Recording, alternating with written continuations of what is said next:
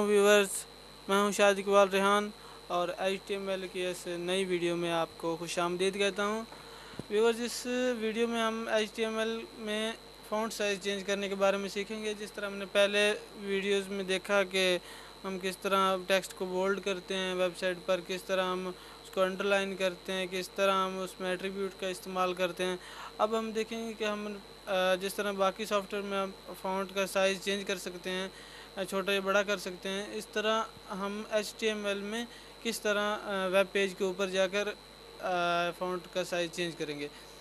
तो इसमें सिंपल ये है कि फ़ॉन्ट साइज़ का टैग इस्तेमाल करेंगे, फ़ॉन्ट और फिर साइज़ इक्वल टू वो साइज़ होगा 1 से लेकर 7 तक, जितना भी हम रखना चाहते हैं वो रखेंगे। फिर टैग पर आप स्टार्ट करेंगे और फिर वो टेक्स्ट लिखेंगे जो हम लिखना चाह रहे हैं, जिस पर हम अप्लाई करने जा रहे हैं। फिर लास्ट में इस तरह जाकर हम उसको टैग को बंद कर देंगे।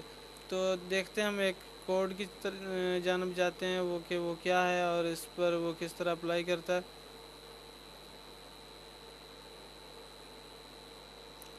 ये गाइस आपके सामने एक प्रोग्राम लिखा हुआ है। इसमें मैंने फ़ॉन्ट साइज़ 5 रखा है और फिर लिखा है my name is Shahid Iqbal Rehan, और फिर फ़ॉन्ट साइज़ को मैंने किया है क्लोज़, मतलब बंद किया है इस टैग को। और फिर हम अभी इसको टैग को सेव करते हैं और फिर इसको जो ओपन करके देखते हैं कि वो रिज़ल्ट क्या हमारे सामने आता है।